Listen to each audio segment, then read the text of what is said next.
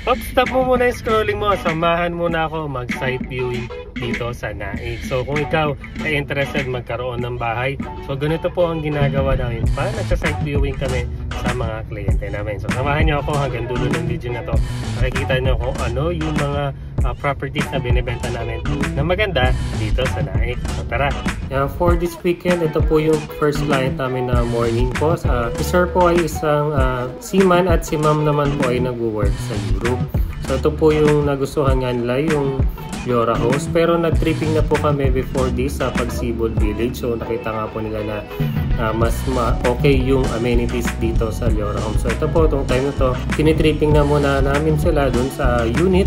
Papakita muna namin yung actual turnover ng unit. So pinaliwanag ko kay sir at saka kay ma'am yung mga details ng bahay ng Amora model. So ito pong Amora model ay may 50 square meter na lot area for the inner unit at meron siyang 44 square meter na floor area. So two-story po to, townhouse po.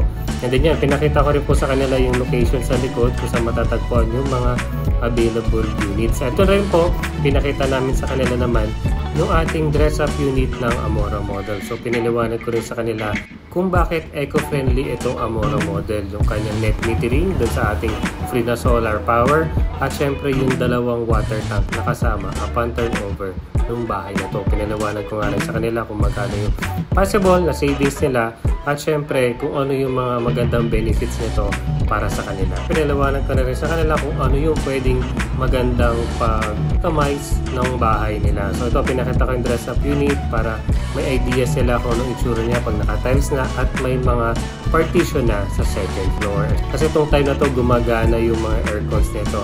Kahit makulimlim, gumagana siya at natuwa rin dito sila mama and sir dahil nga malaki yung space niya, ample yung space para sa family niya at kasama rin nila neto yung mga pinsa nila at mga kaibigan nila na nag-house tour din para makita yung bahay na interested din kumuha ng bahay. After namin puntahan yung dress-up unit, pinakita namin sa kanila yung pinakamapa ng Liora Homes at pinaliwanag ko rin yung mga available units, mga ongoing construction, ready for occupancy na units. So, pinakita ko na sa kanila yung nagustuhan nilang unit. Ang gusto kasi nila yung ongoing construction or RFO.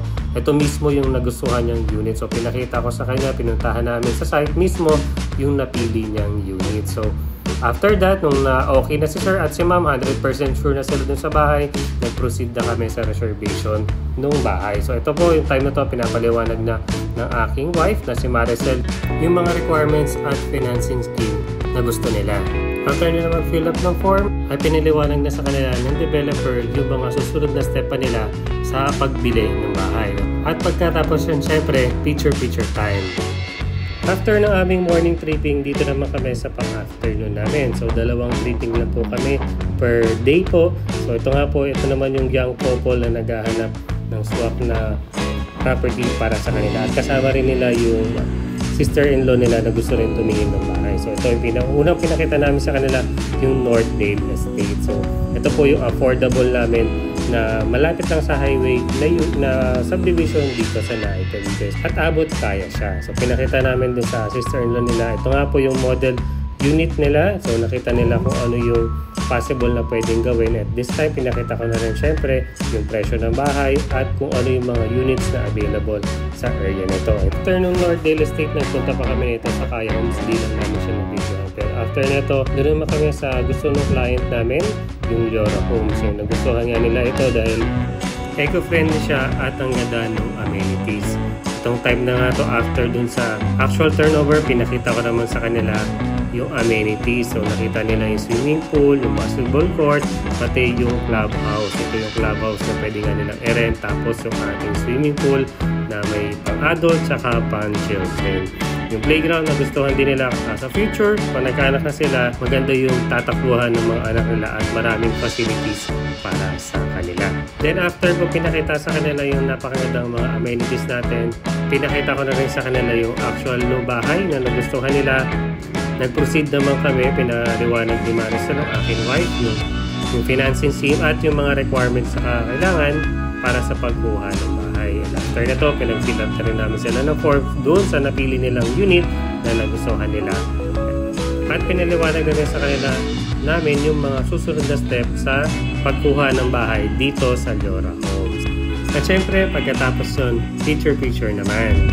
And I hope nagustuhan mo yung mini vlog natin ngayon dito sa site viewing namin o sa mga araw-araw namin ginagawa as an real estate agent. So yun po, tama po yung narinig nyo kanina, libre lang po ang site viewing. So di po kami naniningil sa mga client namin. So yun po kasi yung perception yung mga unang tinatanong ng mga kliyente namin na, Sir, may bayad po ba yan?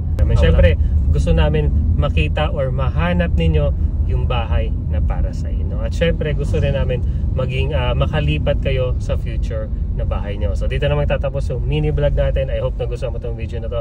Please leave a like, share this video, and subscribe to our channel. And follow us on Facebook. So thank you for watching and see you on the next one.